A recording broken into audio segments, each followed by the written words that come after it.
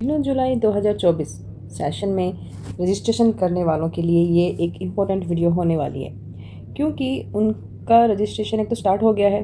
ठीक है, तो कहने का मतलब ये है कि 2024 जुलाई के री रजिस्ट्रेशन स्टार्ट हो गए हैं। तो आज इसी टॉपिक पर हम लोग बात करने वाले हैं। वीडियो को पूरा देखना, और इसमें हम बात करेंगे कि किसको रजिस्ट्रेशन कराना है, किसको नहीं कराना, ये होता क्या है और इसकी कितनी फ़ीस लगती है, कहाँ जाके कराओगे री रजिस्ट्रेशन। तो हम इन सारी बातों पर हम आज डिस्कस करने वाले हैं। Got it.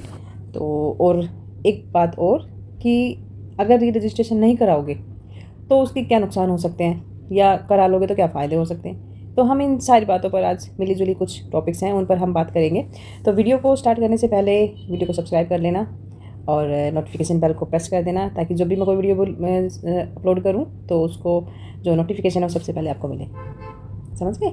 चलो आप स्टार्ट करते हैं कि री रजिस्ट्रेशन होता क्या है। एक तो बहुत से जो मोस्टली बच्चे जो होते हैं उनको लगता है कि री रजिस्ट्रेशन क्या हो गया, ये अब ये क्या नई चीज़ आ गई, कैसे आ गया। क्या मान लीजिए आपको इग्नू कोई मैसेज भेजता है या मेल भेजता है कि भाई आपको री रजिस्ट्रेशन कराना है, तो इग्नू के पोर्टल पे जाकर उसका लिंक मिल जाता है। तो बहुत सारे जो स्टूडेंट होते हैं वो समझ ही नहीं पाते हैं कि इसमें करना क्या होता है। तो इसको थोड़ा सा बताते हैं कि री रजिस्ट्रेशन क्या है। कि इसका मतलब है कि दोबारा से एडमिशन कराना। ठीक है, इसको ये ऐसे बोल सकते हैं कि न्यू एडमिशन जो लेने वाले छात्र होते हैं ना, ये उनका नहीं होता है। जो ऑलरेडी सब एडमिटेड होते हैं ना इग्नू में, ये उनके लिए होता है। फॉर एग्जांपल अगर फर्स्ट ईयर में जैसे इग्नू में किसी ने एडमिशन लिया है, तो सेकेंड ईयर में जाने के लिए उसको री रजिस्ट्रेशन कराना पड़ेगा। ठीक है, सेकेंड ईयर से अगर थर्ड ईयर में कोई जा रहा है तो भी री रजिस्ट्रेशन कराना पड़ेगा, या फर्स्ट सेमेस्टर से सेकंड सेमेस्टर और सेकंड से थर्ड में या फोर्थ में, फिफ्थ में, सिक्स में जैसे भी जाता है, तो वो ऐसे करके उनको री रजिस्ट्रेशन कराना पड़ता है। इसका मतलब है कि आप इग्नू में न्यू एडमिशन ले रहे हो।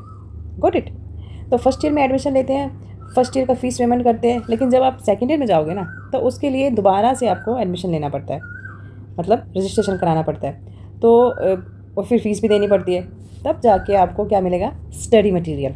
ये ध्यान रखना, स्टडी मटेरियल आपको तभी मिलेगा जब आप दोबारा री रजिस्ट्रेशन कराओगे और फीस भी भरोगे, और आप एग्ज़ाम भी दे पाओगे। सेकेंड ईयर के अगर आप मान लीजिए स्टूडेंट हो, ठीक है, तो वो ये सेकेंड ईयर वाले वही कहलाएंगे जो फर्स्ट ईयर से सेकेंड ईयर में जाने के लिए, यानी नेक्स्ट क्लास में नेक्स्ट ईयर में जाने के लिए ही जो एक प्रोसेस होता है ना, उसी को री रजिस्ट्रेशन कहते हैं।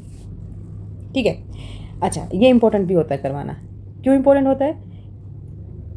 इसलिए इम्पोर्टेंट होता है कि री रजिस्ट्रेशन से आप सभी लोगों को एक तो ये होता है कि आपका एडमिशन कंफर्म हो जाता है। ठीक है, अच्छा, अब दोबारा दूसरी चीज़ देख लेते हैं कि मान लीजिए जुलाई 2023 में जो लास्ट सेशन गया है अभी, उसमें किसी ने जुलाई 2023 में के सेशन में जो स्टूडेंट एडमिशन लिया था जिन्होंने, और उनको न्यू एडमिशन चाहिए।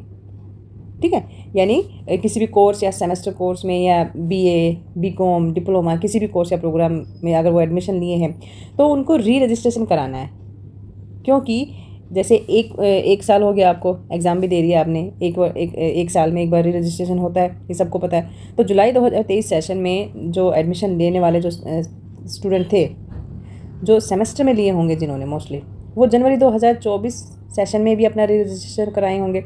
ठीक है, तो उनको भी कराना है इसमें। लेकिन जो जुलाई 2023, 6 जुलाई 2023 में जो फर्स्ट ईयर के लिए एडमिशन, या ये समझ लो कि जो स्टूडेंट जो सेकंड ईयर में रजिस्ट्रेशन के लिए जिन्होंने कराया था जुलाई 2023 में, उनको भी री रजिस्ट्रेशन कराना है। समझे? मान लीजिए फॉर एग्जांपल कि उससे पहले भी अगर कोई स्टूडेंट एडमिशन लिया होगा, या हो सकता है कि ईयर रजिस्ट्रेशन कराए होंगे पहले के साल में, कभी कराया होगा जुलाई 2023 सेशन में, या जो स्टूडेंट न्यू एडमिशन लिए थे जुलाई 2023 सेशन में ही, वो भी री रजिस्ट्रेशन कराएंगे। यानी री रजिस्ट्रेशन आप सभी को कराना है, चाहे आप डिग्री कोर्स के हों, चाहे डिप्लोमा कोर्स के हों। ठीक है, इसके बाद आता है कि जो स्टूडेंट जनवरी 2000 से जनवरी 2024 सेशन में किसी भी सेमेस्टर में एडमिशन लिया है जिसने भी, जैसे PGDC हो गया, या MCA मैनेजमेंट के कोर्स, MCOM हो गया, या फिर MSc एनवायरमेंटल साइंस हो गया, या कोई भी सर्टिफिकेट प्रोग्राम, ऐसे जो भी प्रोग्राम हो गए, तो उनको भी 2024 सेशन में न्यू एडमिशन जिन्होंने लिया है सेमेस्टर कोर्स में, उनको भी री रजिस्ट्रेशन कराना है। जुलाई 2024 सेशन वाला ठीक है, गॉट इट। इसके बाद मान लो कि जो स्टूडेंट जिनका कोर्स ड्यूरेशन अभी है, मतलब जिनका कोर्स अभी बचता है, लेकिन वो री रजिस्ट्रेशन नहीं करवा पाए किसी भी रीज़न से, और उनका अभी जो कोर्स वो कंप्लीट भी नहीं हुआ है, ठीक है, लेकिन री रजिस्ट्रेशन नहीं करा पाए वो, तो क्या करेंगे कि री रजिस्ट्रेशन करा के वो अपना एग्ज़ाम देंगे, कोर्स कंप्लीट कर सकते हैं। ये फ़ायदे बता रही हूँ, ठीक है। एग्ज़ाम दे पाओगे, कोर्स कंप्लीट कर पाओगे। उसके बाद जो इम्पोर्टेंट पॉइंट आता है कि री रजिस्ट्रेशन की फ़ीस वगैरह क्या होती है, तो बहुत सारे स्टूडेंट ना कंफ्यूज रहते हैं इसी चीज़ को लेकर कि फ़ीस क्या लगेगा और कितना लगेगा, क्या फ़ीस लगना ज़रूरी है बार बार। तो इसमें ये है कि री रजिस्ट्रेशन का मतलब होता है कि दोबारा से एडमिशन नेक्स्ट ईयर में। तो जब आप फर्स्ट ईयर से एडमिशन लेते हैं, मान लीजिए किसी कोर्स का एक एग्जांपल लेती हूँ कि किसी कोर्स की फ़ीस समथिंग है, ठीक है, तो आप फर्स्ट ईयर में एडमिशन लेते हो तो एक पर्टिकुलर अमाउंट देते हो, उसके बाद सेकेंड ईयर में जाते हो तो एक पर्टिकुलर सेम अमाउंट देते हो, थर्ड ईयर में जाते हो तो भी आप पर्टिकुलर अमाउंट देते हो। तो इस तरह से ये हो जाता है 12,000। तो यही आपका फ़ीस का ड्यूरेशन रहता है। मतलब फर्स्ट ईयर में आप 4,000 देते हो, तो री रजिस्ट्रेशन सेकेंड ईयर में कराओगे तब भी 4,000 दोगे, फिर जब थर्ड ईयर में री रजिस्ट्रेशन होगा तब भी 4,000 दोगे, तो तीनों का मिला के ये 12,000 हो गया। तो किसी भी कोर्स में जो 3 साल का हो या 4 साल का जो भी कोर्स होता है, पीजी कोर्स 2 साल का होता है, तो जो जितने पुराने एडमिशन उनका कोर्स ड्यूरेशन 3 साल का है, ठीक है, तो 3 साल तक आप कोर्स कंप्लीट करोगे। और 2 बार का है तो रजिस्ट्रेशन 2 बार तो कराना ही होगा, ठीक है। तो जो स्टूडेंट पीजी कोर्स में एडमिशन लिए उनको केवल एक बार ही रजिस्ट्रेशन कराना होता है, जिसके बाद वो कंप्लीट कर लेते हैं अपना कोर्स। तो बस आई होप समझ आ गया होगा, कुछ नहीं, इंपॉर्टेंट सारी इन्फॉर्मेशन थी। तो इसमें पता चला होगा कि कितनी फ़ीस लगती है और उस फीस को कैसे डिवाइड किया जाता है कोर्स वाइज। तो आज की वीडियो में इतना ही, मिलते हैं नेक्स्ट वीडियो में। Thank you.